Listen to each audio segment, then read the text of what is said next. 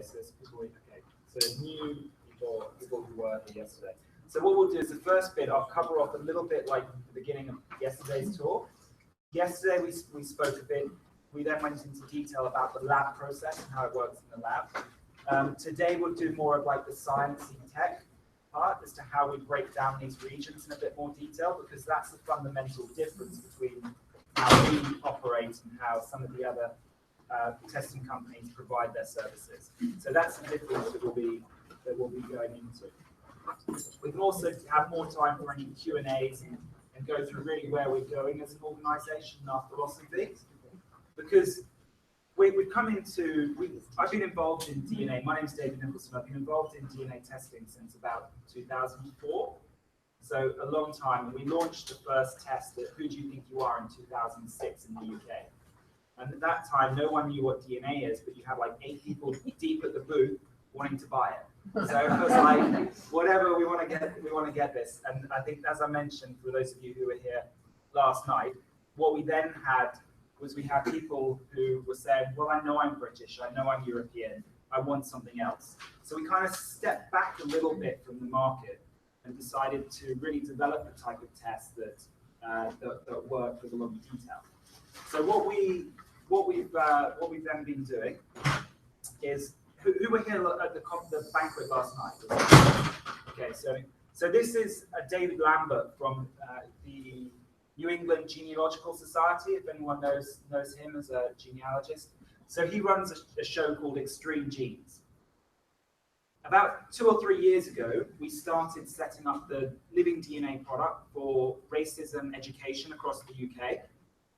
And we got a lot of interest within Europe because people were really, really keen on their data security. And at that time, they wanted to make sure that their DNA is not sold, it's not passed on to anyone, and it's kept secure for them. They wanted to do things, and some of the features we'll be bringing out is like private DNA projects. If you've got a group of 20, 30, 100, 200 people, you want to do a DNA project together, but you don't want that going into a public database at this stage, you can start to do things like this. These are some of the requests and features we're getting in Europe. And it allows people, and if you've got relatives and friends you're working on projects with, it allows them to take a step-by-step process into the world of genetic genealogy. And it means that they can be more supportive of the whole process, and they can be less afraid that someone's going to get hold of their DNA. And then what we found recently was that everyone in America and North America was saying, you've got these great databases you're building up, we'd like to connect to them. And so this is a quote that David said at Roots Tech about us, which I thought was really good. But overall, when we look at the market today, we can see you have family tree DNA, who everyone probably knows family tree DNA. So started off and pioneered the DNA testing work. We worked with family tree DNA back in 2004, 5, 6, all the way up until about 2009. So we worked with them very closely. But then what you found is actually there's a bigger group of genealogists, the ones that were being spoken about yesterday by Josh, the type of people who are interested in where they come from, but don't really want to do all the hard record searching that you guys kind of put the hours and hours and hours into. So the question for us as an organization has been, how do you take someone from the aspect of being interested in DNA, and how do you get them to provide useful information for the rest of the genetic genealogy community who are like, you've done your DNA, like I want the trees, I want all this information, I want to work together with you on it. And what we've decided to do is do a lot of partnerships. So instead of building our own trees within Living DNA, we'll be partnering with all the companies that you currently have your trees with, and you can link the DNA to the trees. And that's the same thing we're going to be doing with all the customers who are from the UK who haven't tested elsewhere. They will then be able to build their trees, be it MyHeritage, Family Search, Find My Past, even Ancestry, and what we're talking about now is WikiTree as well. That's right, isn't it? WikiTree, yes. So we're looking at giving people an option of where do they want to store their tree. What we're also seeing in Europe is a lot of people are saying, well, in the younger generations, the thing they want to do is they want to record their life today. So what we're allowing them to do is working with tools like Twile and other companies where they can catalog their history today and then get into building their family trees going forward. So they start with the DNA because that's quite simple. You take the mouse swab, you get your percentage breakdowns. 85% of all people who do DNA tests. So 85% of everyone that does a DNA test is doing it for that breakdown aspect, which I think you might have heard from Ancestry and other firms. So what we're doing is by creating all these partnerships, it means that we're trying to open up the community. Our ideal view would be one shared database of DNA that everyone can connect into and find matches across. So you don't have to download Excel spreadsheets, you don't have to download and work out everything, because I find that really complicated. And a lot of people that we speak to, especially in Europe, like you guys are way ahead in terms of what you'll do to find your matches and how you work on things. In Europe, they're like, point and click, that's all I want. So, and so what we've got to do is say, how do we, as providers of these services, make it simple? So you allow people to explore the present, the past, the present, the future, everything in one. So we've also done this through having a lot of academic partnerships.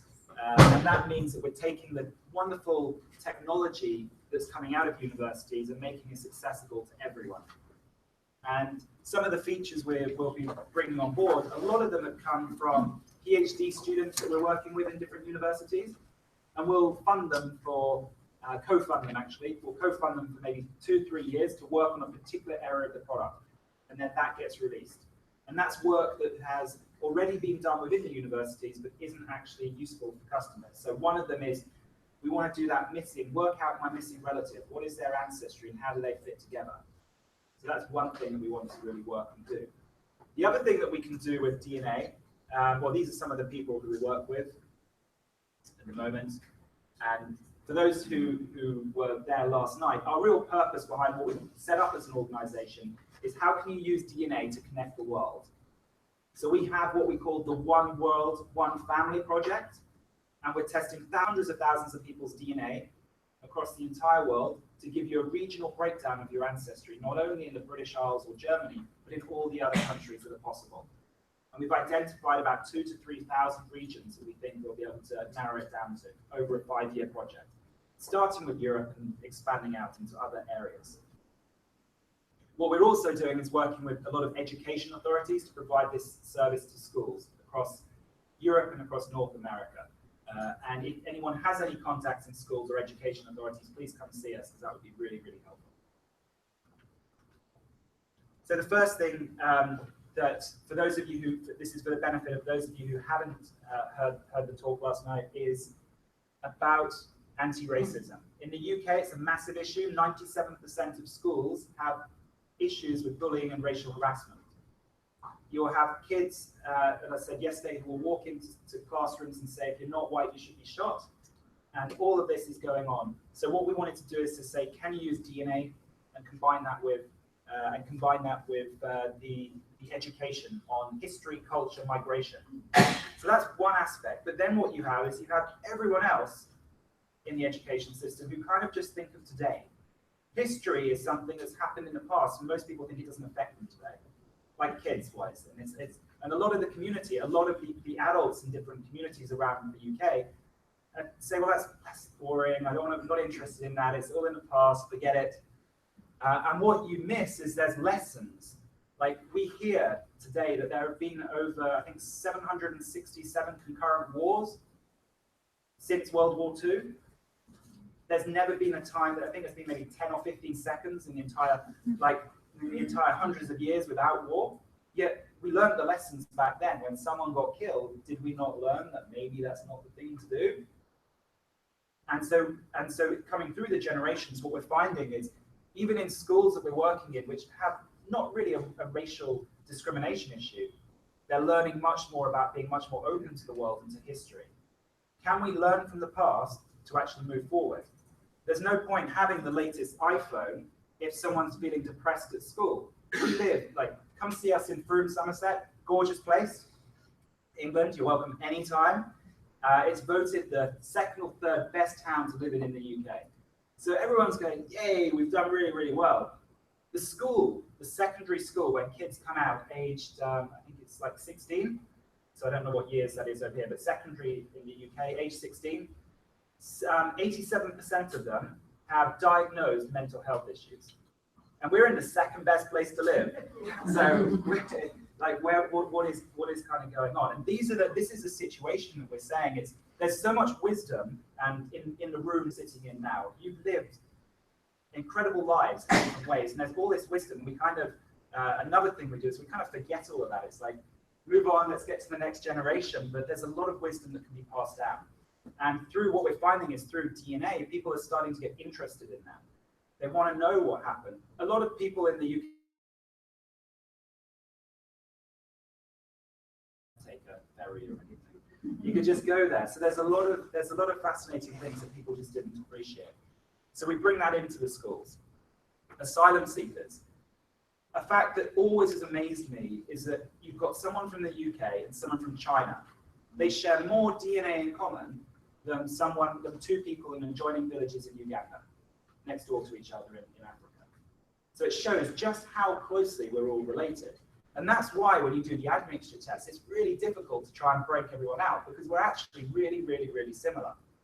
And so we use the same sort of testing for supporting organizations of human trafficking to identify relationships of people. And we also do it for all sorts of causes. So the genetic genealogy is just one aspect where we take the power of DNA and use it to connect people. Now, what does that mean? So at the moment, we've focused very much on being able to provide a very simple test that delivers a level of detail that hasn't been done before. But we didn't come up there and say, okay, we're going to deliver this level of detail and it's just important for the genetic genealogy community.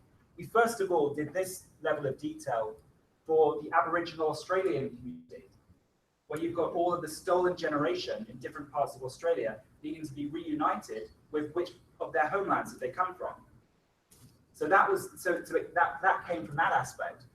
The other thing we did is when we say we're going to do matching, and matching with living DNA will be twofold. One of them is we want a system where you can put in, you have your test done, and you can then press a button, it'll say, have I got any matches in like my heritage or something? And then in the living DNA system, it will show, here are your matches from that organization. So you don't have to keep moving data everywhere and managing data everywhere and downloading data. So our vision is to keep doing that and having more and more partnerships and to make it as simple as possible. We've spoken to GEDmatch about doing the same, and when we get more technology on board and they've got more support, we want to have an automatic link, so you don't have to download your file and upload it. Because, like, you go to Germany, forget it. No one is going to do that. Well, actually, some people do, but the majority of them don't. Only the computer genealogy clubs would do that in Germany. And they have special clubs that do that. Whereas the others are saying, well, look, I just want to match within the area. Data security is massive. They're not allowed, in some parts of Europe, they're not allowed access to their raw data. So, why? Because it's against the law. It's the law. The law. The law forbids you to download your raw data. Wow.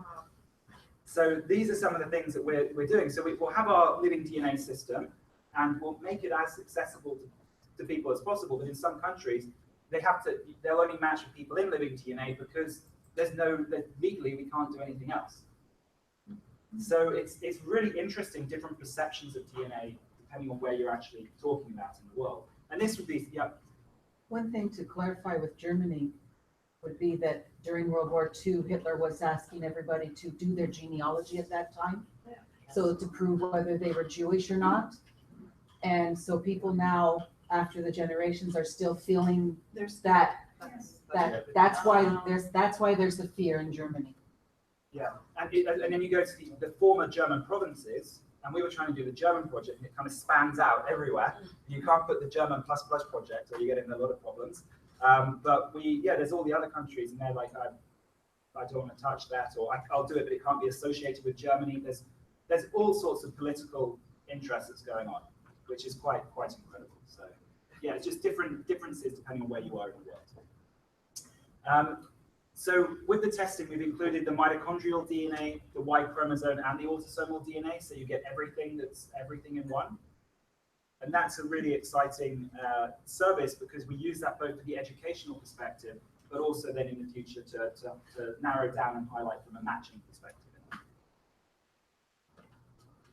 So we've got this for those of you who haven't seen, this is we released today a views feature. So anyone who's had living DNA test before, you'll be able to get your views in both a standard mode, a cautious, and a complete. So what we're doing is this is kind of like your confidence, the confidence ranges. How confident are we? So in standard mode, we're very confident you've got ancestry from this area, but there's some unassigned. And we give you the history of that information. We say which groups across Europe contributed to the UK populations. And this is something that we're then going to take out and do in all the countries where it's possible. So the idea that we're doing is we're starting with the UK because that's where we're strongest, and we're just building out and building out, ripple effect across the world. On the complete view, you can see we've got some of this is the same person. None of this was showing up on the standard view, but we're getting some of that ancestry coming in. And these are the areas which your lower percentage points that you may have seen in other tests and other companies. And these are actually tallying up to this. Do know that, such confidence in them. Assigned, and we assign them someone. We're going to be learning. It's going to be improving, and we'll constantly be refining everything.